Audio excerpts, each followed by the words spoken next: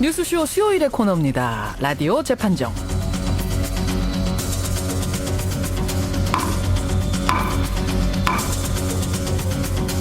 예, 논란이 되고 있는 이슈를 저희가 스튜디오 재판정 위에 올려놓으면 우리 청취자 여러분들이 양측 변론 들으시면서 배심원 자격으로 판결을 내려주시는 거죠. 오늘도 두 변호사 나오셨습니다. 어서 오세요, 노영희 변호사. 네, 안녕하십니까. 금태수 변호사도 어서 오십시오. 예, 안녕하십니까. 감기 걸리셨어요? 예. 옆에 아예 휴지를 갖다 놓고 오늘. 예, 안 옮기도록 조심하겠습니다. 아, 우리가 라디오 재판정을 이제 한 달 넘게 했는데 좀 자리를 잡았잖아요, 이제. 그러면서 이거 다뤄주세요, 저거 다뤄주세요. 여기저기서 민원이 좀 요청들이 들어옵니다. 근데 지난 한 주 동안 압도적으로 많이 들어온 요청이 하나 있어요. 오늘 뭐 주제로는 저희가 삼지는 않았습니다만 살짝 좀 짚고 넘어가야 될 게 있습니다.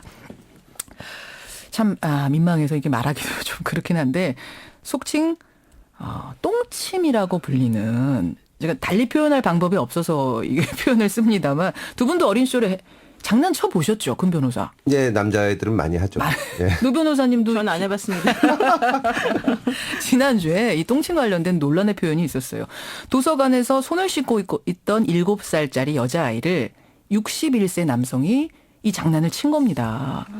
이 남성에 대한 재판에서 미성년자 강제 성추행으로 징역 2년 6월에 집행유예 3년이 선고가 됐습니다. 근데 지난 2009년에는요. 36세 여성에게 똥침을 한 50세 남성이 성폭행, 성추행 아니고 단순 폭행 혐의로 기소돼서 벌금형 100만 원으로 선고받은 이런 사건도 있었거든요. 우선 요 똥침이란 장난은 어떻게 봐야 되는 건가? 이게 사실 우린 장난하는데 이번에 유죄 판결이 난 거거든요. 노 변호사님, 심각한 얼굴하고 계세요. 네, 좀 심각한데요.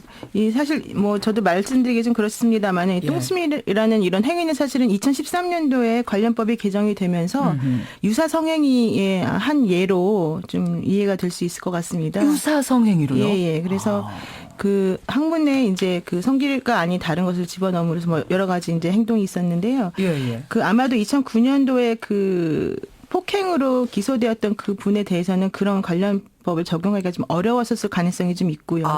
이제 그렇다 하더라도 제가 보기에 좀 이해가 안 가는 것은 7세 여자아이가 이제 이런 그 행위를 당했다고 해서 이게 약간 성적으로 느꼈을까, 이런 부분이 좀 의심이 갑니다. 왜냐하면은 이제 폭행으로 기소를 하게 되면은 신체적 유형력의 행사가 있었냐를 가지고 법원이 판단을 하는 거고, 그다음에 성범죄를 기소를 하면 이제 그런 행위가 성적인 것이었냐, 성적 수치심 위반하냐, 뭐 이런 걸 가지고 판단을 하는 건데, 그렇죠. 결국 검사가 기소를 무슨 제명으로 하느냐가 매우 중요하거든요. 근데 이제 법원이 예를 들면 검찰이 이렇게 뭐 어떤 죄명으로 기소했는데 아니라고 생각하면 공소장 변경을 요구하기도 하지만 대부분 잘 안 바꾸는 경향이 좀 있어서 아마 이 상황에서는 7세 여자아이가 이 할아버지의 이런 행동으로 인해서 성적인 어떤 걸 느꼈다기보다는 아마 약간 사실은 폭행이라고 느꼈을 가능성이 좀 더 크거든요. 그래서 사실 이제 그 사실관계는 정확히 따져봐야 알겠습니다만은 좀 일반인 상식에서는 납득이 좀 안 가는 그런 부분이 좀 있습니다. 금 변호사님은 어떻게 보세요? 똥침 예, 이걸 판결. 유사성행이라고 볼 수는 없는데 명백히 추행이죠. 7살짜리가 어떻게 느꼈던지 간에 이거는 이 성폭력에 관한 법률이 바뀌기 전에도 명백히 폭행인데 이걸 벌금으로 약식 기소해서 선고된 거는 도저히 이해할 수가 없습니다. 도저히 마음에 큰 상처를 줄 수도 있는 건데. 그러니까 이분은 왜 그랬을까요? 61세 남성은. 아니, 근데 명백히 폭행이면은 약식 기소 많이 해요. 근데 이거 명백히 폭행으로 볼 수 없는 거죠.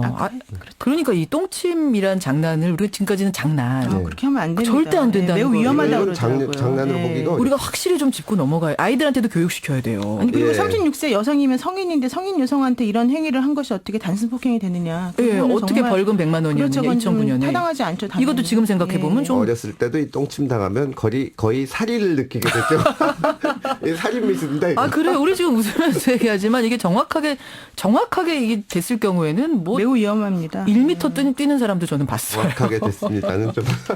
하여튼 여러분들 이번 이 판결을 계기로 해서 우리가 좀 아이들한테 정확하게 교육시키고 장난이 아니라는 거 짚고 넘어갔으면 좋겠습니다. 다소 민망한 주제였습니다만 여러분들의 관심사라서 잠깐 생각을 해봤고요. 이제 본격 현안으로 들어가 보죠. 10월의 마지막 수요일 라디오 재판정 주제는 바로 여중생과 수차례 성관계를 맺고 임신까지 시킨 40대 남성. 과연 이 관계를 사랑하는 사이로 인정할 수 있는가? 유죄인가 무죄인가입니다. 이게 역시 상당한 논란을 일으켰던 판결이에요. 지난주 15세 여중생을 임신시킨 연예기획사 대표 이 남성은 40대입니다.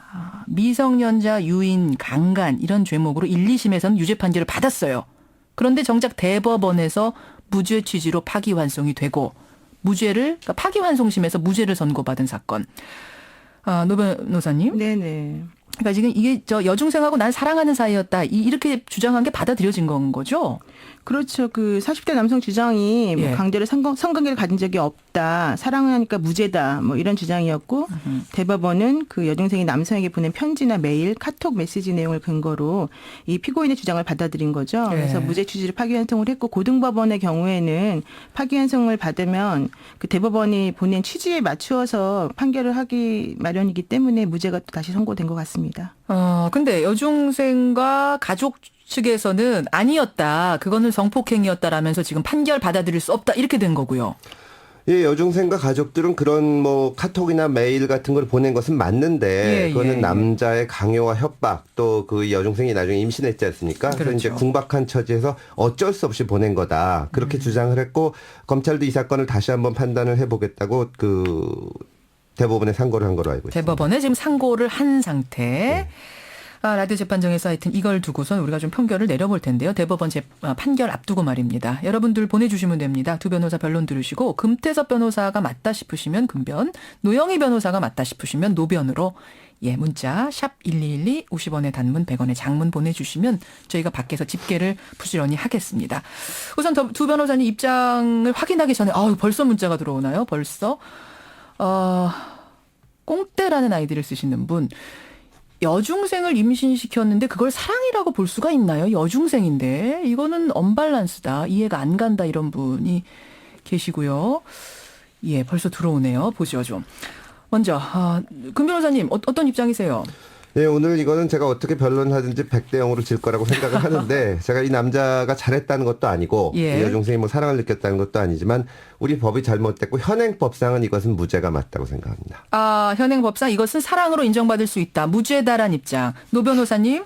저는 이거는 현행법상 당연히 유죄라고 생각합니다. 유죄다. 왜냐하면 이 2심에서 인정된 죄명이 미성년자 유인이라는 게 있습니다. 지금 강간이라고 하는 거는 뭐 사랑 때문에 어쩔 수 없이 했다라는 게 받아들여질 가능성이 좀 있다 하더라도 우리가 보통 엄마들이 애들이 학교 가면 얘들아 가서 모르는 아저씨가 과자 사준다고 집에 가자 그러면 가지 말아라 이렇게 얘기하거든요. 하죠. 그래도 애들이 꼭 가요. 그러면 아이들이 잘못된 건가? 그렇지 않거든요. 그 어른을 처벌하는 거거든요. 여기에서 물론 이 여학생은 그 아이들보다 조금 나이가 많았겠지만 그럼에도 불구하고 이 사람이 너 우리 집에 와서 나랑 같이 살자. 내가 너를 잘 돌봐주겠다. 이런 식으로 유인을 했기 때문에 이 아이가 가출해서 집에 가서 산 거란 말이에요. 물론 임신했기 때문이기도 하지만. 근데 그런 상황에서 다른 것들까지 전부 다 뭉뚱그려서 무조건 무죄라고 판단하기는 정말 무리가 있는 판결이 아니었나. 처음에 이 중학생이 이 남성하고 어떻게 만나서 어떻게 따라간 거예요, 노 변호사님? 이 아이가, 그러니까 이 여학생이 그 교통사고를 당했습니다. 그래서 인대가 파열이 되고 매우 중상해를 입었다고 해요. 입원을 했어요, 병원에? 그렇죠. 입원을 하고 있었죠. 그랬더니 그 당시에 마침 이 가해자인 피고인도 자기 아들 때문에 병원을 들렀다가 이 여학생을 만나게 된 거죠. 그래서 이 여학생을 만나고 본인 주장에 의하면 첫눈에 반했다. 전화를 해서 불러내서 이제 아이와 관계를 맺게 되었다. 이렇게 얘기하고 있습니다. 그 안에는 사랑의 감정이 있었지 강제는 없었다라는 그렇죠. 게 지금 남성 네네. 주장인 거고. 근데 노 변호사님 인정할 수 없으세요? 당연히 인정 못하죠. 지금 이 아이 나이가 사실은 되게 어리고 15살. 이 남성분의 경우에는 연예기획사 대표라고 하는 점을 이용해서 이런 그 또래 아이들에게 많이 접근을 해왔던 사람인 것으로 알고 있고 이 여학생과 사귀는 과정 중에서도 그 다른 여학생이나 더 어린 초등학생을 보고서도 카톡이나 뭐 전화 같은 걸 해가지고 사귀자는 그런 메시지를 보내기도 했고 당시 당연히 법률원이 그 배우자가 있었었고 뭐 이런 여러 가지 정황을 봤을 때는 이 남성의 행동이 사랑하는 사람의 행동이라고 보기보다는 자신의 욕정을 채우기 위해서 어린아이들을 이용하는 사람이다라고밖에 판단되지 금 변호사님 않습니다. 어떻게 보세요? 예, 이런 경우에 어른을 처벌해야 된다는 의견에 저도 100% 동의합니다. 선진국의 경우에는 16세 이하 여성이랑 성관계를 하면 뭐 사랑했건 뭐 했건 동의했건 성인을 무조건 처벌하게 돼 있습니다. 무조건. 근데 우리나라 법은 그렇지 않아요. 그러면 제가 이걸 하나 읽어드리겠습니다. 오빠야 그때 모자 쓰고 크로스백 메고 칠부 바지에 맨발 완전 귀여웠어요. 처음엔 그래도 경계했지만 가면 갈수록 너무 좋아졌어요. 솔직히 저 오빠한테 차 탔을 때 반했어요. 아무한테도 뛰지 않는 심장이 오빠 옆에 있으니까 막 뛰더라고요. 정말 처음으로 뛴 심장인데 첫사랑인데 이런 편지가 있습니다. 지금 소녀 목소리 성대모사 하시는 건 아니시죠? 감기만 안 걸렸어요. 소녀가 보낸 편지예요, 그게? 편지입니다. 아. 이게 지금 물론 여학생이 나이가 어리니까 이제 물론 사리분별이 성인 같지 않은데 예. 이게 처음 만나서 바로 성관계를 했으면 이게 좀 비정상적이라고 봐야 되는데 처음 전화로 불러내서 만나가지고 같이 만나서 키스를 했습니다. 그날 저녁에 다시 만나서 또 키스를 합니다. 그리고 며칠 후에 만나서 성관계를 하고 그 사이에 이런 문자를 보낸 겁니다. 그러면 우리나라 법 체계가 잘못됐다. 이런 이 미성 중학생이 어떻게 이런 거를 제대로 판단할 수 있냐. 이건 무조건 처벌해야 된다 그러면 저도 100% 동의하지만 그런 게 아닌 상황에서 그렇지 않은 상황에서 법이? 이게 강제로 했다고는 저는 도저히 볼 수 없습니다. 그 부분에서 강제가 아니다. 편지를 봐도 그렇고 처음부터 성관계로 간 것도 아닌데 이걸 어떻게 강제라고 보느냐. 자, 청취자 문자 잠깐 보니까요. 5824님. 이제 금 변호사님 맞다 하셨어요. 요즘 여중생은 예전 여중생하고는 정신연령의 차이가 크다. 엄청 성숙하다라고 하셨고 반면에 허광률님은 사랑은 자유지만 상호 책임이 동반되는 게 진짜 사랑인데 이 여중생은 책임을 질 수 있는 나이가 아니기 때문에 이걸 사랑이라고 보기 어렵다라는 입장. 노 변호사님 어떻게 보세요? 저는 금 변호사님 말씀에 반대하는 입장인데 왜 그러냐면 물론 사랑의 메시지 줄 수도 있고 메일 보낼 수 있고 카톡 보낼 수 있습니다만은 우리가 부부간간이나 데이트간간을 인정하는 이유도 평상시에 서로 사랑하는 사이였다 하더라도 그런 행위를 할 때 강제로 본인의 의사에 반해서 하는 것은 안 된다라고 하는 취지거든요. 이 사건 같은 경우에도 1심에서 그 판결을 내린 이유를 살펴보면은 간단하게 제가 읽어드리면 이렇습니다. 그러니까 1심에서는 남성이 유죄가 난 거죠. 그렇죠. 1심과 2심이 원래 유죄가 났는데 12년 을 선고받았었죠. 그 교통사고로 이 학생이 왼쪽 무릎 및 인대 파열 등의 상당히 중한 상해를 입어 병원에 입원 중이었고 상처 부위의 통증이 심하여 힘을 제대로 쓰지 못하였다. 피고인은 피해자를 처음 본 날 바로 전화를 걸어 밖으로 불러낸 후 자신의 차 안에서 피해자에게 키스하려다 피해자의 거부로 실패했고 그로부터 며칠 지나지 않아 피해자를 다시 불러내 결국 자신의 차 안에서 첫 성관계를 가지게 된 것이다. 이렇게 지금 판시가 되어 있습니다. 이것에 의하면 처음부터 이 여학생이 이 남성분을 사랑하거나 뭐 이 행위에 동조한 것이 아니고 분명히 거부 의사를 밝혔다는 것을 우리가 알 수 있는 거거든요. 관계의 시작이 이렇게 됐다면 이건 연인으로 보기 어렵다. 그렇죠. 거기서부터 문제가 있다. 그리고 평상시에 메일로 그렇게 보냈다 하더라도 행위 당시하고 그 메일을 보낼 시점하고는 다르기 때문에 그걸 가지고서 우리가 추단할 수는 없다는 겁니다. 거부했다고는 하는데 그거는 나중에 대법원에서 다 인정이 안 되고 나중에 이제 고소되고 이게 성폭력으로 문제가 되면서 피해자가 내가 처음에 거부했다고 말을 하는데 아까 말씀드린 대로 분명히 그런 문자를 보냈거든요. 그리고 만약에 키스를 하려고 했는데 거부했다면 바로 그날 저녁에 다시 만나자 그러는데 또 만났을 리가 없지 않습니까? 그러니까 나중에는 지금 내가 피해당했다라고 입장을 바꿨지만 맨 처음에는 그렇지 않았다. 낮에 같이 차에서 단둘이 만나고 피고인의 주장은 그때 키스를 서로 좋아서 했다. 저녁에 또 만나서 했다는 거고 피해자는 강제로 당했다는 겁니다. 근데 아무리 중학생이더라도 정말 심하게 당한 것도 아니고 키스를 하려고 해서 자기가 거부했다는데 저녁에 또 만난다는 건 믿기 어렵죠. 우리나라 대법관들이 굉장히 보수적인 분들인데 이건 저보다도 더 이 사람을 처벌하고 싶었을 겁니다. 하지만 도저히 사리상 이걸 강제로 했다고 보기는 어려운 겁니다. 어떠세요? 낮에 만나서 싫다 그랬는데 저녁에 만났기 때문에 그거는 강제가 아니다? 이거는 조금 지나친 확대 해석이라고 생각이 들고요.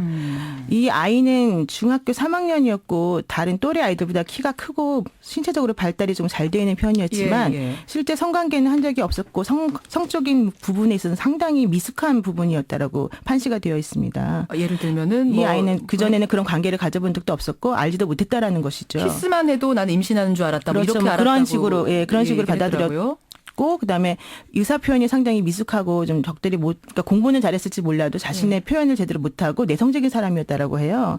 근데 이 피고인은 우리가 알고 있는 바에 의하면 상당히 난폭하고 길거리에서도 이 여중생에게 소리를 막 지르고 다른 사람에게까지 막 화를 내는 행위를 일반적으로 많이 하는 사람이었기 때문에 이 아이가 그 사람의 행동을 보면 사실 심리적으로 위축이 될 수밖에 없고 또 하나는 이 피고인의 직업이 연예 기획사 대표라고 하는 점 때문에 이 아이, 즉 요즘은 우리 학생들이 전부 다 연예인이 되고 싶은 게 뭐 꿈이 많다고 아유, 하는데요. 많죠. 그런 것들을 이용해서 이 아이에게 어떤 감언이설을 해서 아이를 다시 불러냈다라고 한다면 그것은 아이의 자율적인 의사 혹은 정상적 의사가 자율적인 아니죠. 게 아니다. 연예인 되고 싶어서 마지못해 했을 수도 있는데 나중에 생각하니까 이게 피해다라고 생각했을 수도 있다는 그렇죠. 말씀이신데 자 여러분 지금 보내주시면 됩니다. 문자 메시지 카톡 레인보우까지 다 열어놓고 있는 상태고요. 2322님. 금 변호사 말씀 맞는 것 같아요. 왜냐하면 죄형 법정주의인데 법에 이렇게 돼 있다면 그렇게 되는 거죠 하셨고요. 5959님은 미성년자입니다. 사랑 이전에 우리가 얘를 보호해야 되는데 웬 사랑 타령이냐 이런 문자도 오는데요. 금 변호사님 목이 타시나 봐요 지금. 감기 때문에 그렇습니다. 내가 너무 그 연예기획사 대표라고 하면서 이제 그 말하자면 어린 학생을 농락한 거고 이건 정말 도덕적으로 비난받아 마땅하고 법을 고쳐서라도 처벌을 해야 되는데 예. 현행 법일 때 이 남자가 1심에서 유죄 판결을 받았을 때 징역 12년을 받았습니다. 2심에서는 9년을 받았거든요. 예. 근데 그 근거로 이 여자애가 키스하면 임신하는 줄 알았다는 말을 했다는 걸 그 말을 믿고 사람을 징역 12년을 줄 수 있나.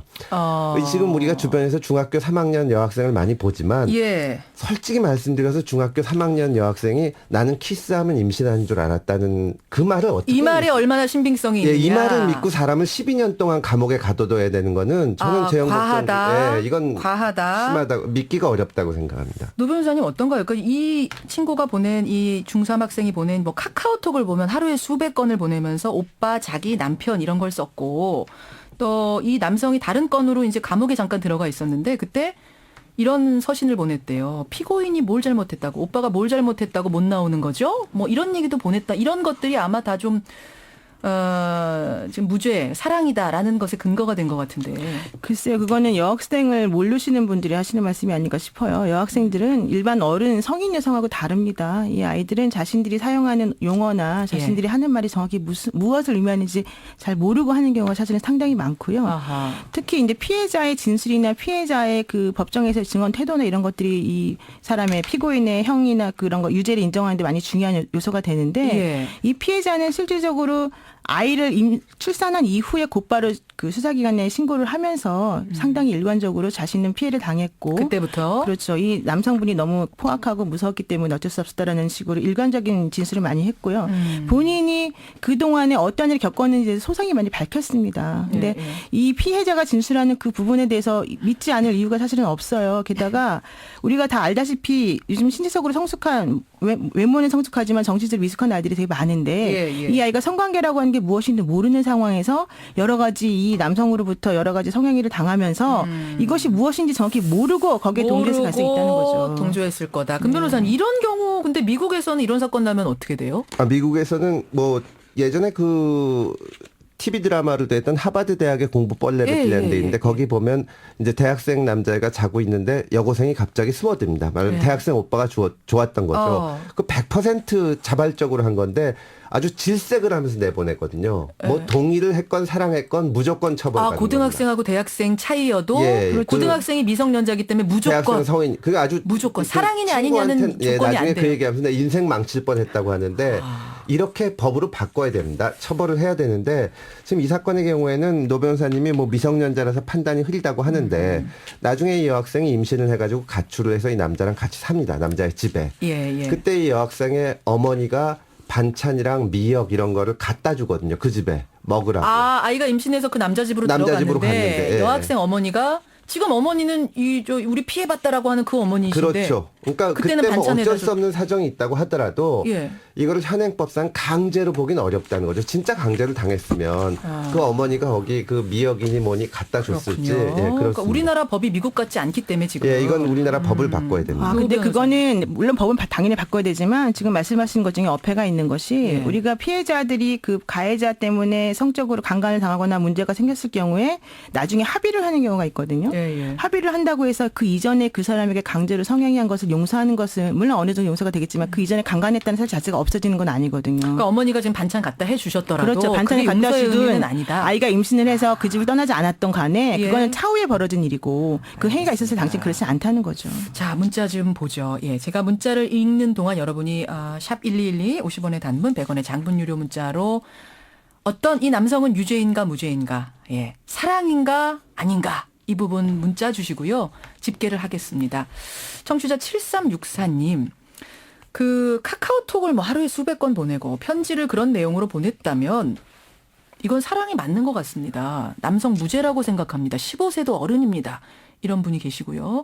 반면에 2912님은 이 남자의 직업이 연예기획사 사장이라는 점. 예. 그러니까 연예인을 꿈꿨던 이 여중생을 그것으로 유인했고 육체 행위를 가져서 정신적으로 노예화시킨 게 아닌가. 이 직업을 고려해야 된다 하셨어요. 반면에 1202님은 금변호사 찬성합니다. 법을 뭐 우리가 바꿔야 한다는데 공감하지만 지금 법대로라면 이 남성에게 유죄로 10년 가까이 형을 살게 하는 건 무리다 하셨습니다. 반면에 8808님은 화가 많이 나셨어요. 이분은. 이 남성이 무죄라고요? 이럴 거면은 아동 청소년 보호법은 왜 만든 겁니까? 판사님 자질이 의심된다. 이런 문자도 주고 계시네요. 예, 집계가 다 됐나요? 집계됐습니까? 예, 조금 더 마지막 변론할 기회 드릴까요? 예, 금 변호사님. 예, 처음에 말씀드렸듯이 지금 선진국들은 전부 최소한 16세 이하의 미성년자에 대해서는 성인과 성관계를 하면 동의 여부에 관계없이 처벌하고 있습니다. 우리나라의 경우에 13세 미만으로 돼 있어서 이게 뭐 중학교 1학년, 2학년까지도 마치 성적 자유 결정권을 인정한 것처럼 돼 있는데 예. 보호의 차원에서라도 이거는 이런 그 법으로 반드시 최소한 16세 미만은 성인이 성관계를 못하게 해야 됩니다. 이런 공방이 벌어지는 것 자체가 법이 잘못된 건데. 법이 잘못됐기 때문에. 다만 판사라 사법부는 잘못된 법일지라도 무죄 추정의 원칙과 재형법정주의에 따라서 지켜줘야 되고 법은 잘못됐지만 우리가 보기에 이게 기분이 나쁘니까 이 사람 12년 살리자. 이거는 잘못됐다고 생각합니다. 근데 지금 법도 잘못 안 됐다고 하는 분들도 계실 수 있어요. 사랑이 상관없이 가능하다라고 하는 분들도 계실 수 있고. 13세를 16세로 올리자는데 의외로 많은 단체에서 반대합니다. 그래요? 미성년자도 성적 결정권이 있어야 된다고. 노 변호사님 최후 변론 짧게요. 이 사건은 공소 사실이 7가지였습니다. 그래서 뭐 최소한 100건이 넘겠지만 7건 정도만 이제 이 문제가 되었었는데요. 마지막으로 뭐가 문제였었냐면은 임신한 사실을 안 피고인이 피해자에게 연락을 끊어버리자. 나한테 연락하지 말아라라고 말했었고요. 거짓말해서 가출해라. 낙태는 불법이다. 이런 식으로 해서 허위 편지 쓰게 하는 식으로도 했거든요. 좀 옳지 않다는 거죠. 네. 자, 판결이 그 사이에 청취자 여러분의 판결이 나왔습니다. 여중생을 임신시킨 40대 남성, 이것은 사랑인가? 무죄인가? 유죄인가? 여러분들은 29대 71로, 29%대 71%로 여중생 임신시킨 40대 남성은 유죄라는 노 변호사 쪽 손을 들어주셨습니다. 이렇게 될 줄 아셨죠, 금 변호사님? 예, 뭐 오늘은 이 말씀 꼭 드리고 싶은데 제가 이 남자분을 변론했다고 해서 절대 그 입장에 찬성하는 것은 아닙니다. 분명히 우리가 아주 잘못된 사람입니다. 법 제도가 이렇게 됐다는 거고요. 뭐 모르겠어요. 또 다른 생각을 하시고 계신 분 계실지 모르니까 문자를 좀 보내주셔도 좋겠습니다. 노 변호사, 금 변호사 오늘 고맙습니다. 네, 고맙습니다. 감사합니다. 라디오 재판정이었습니다.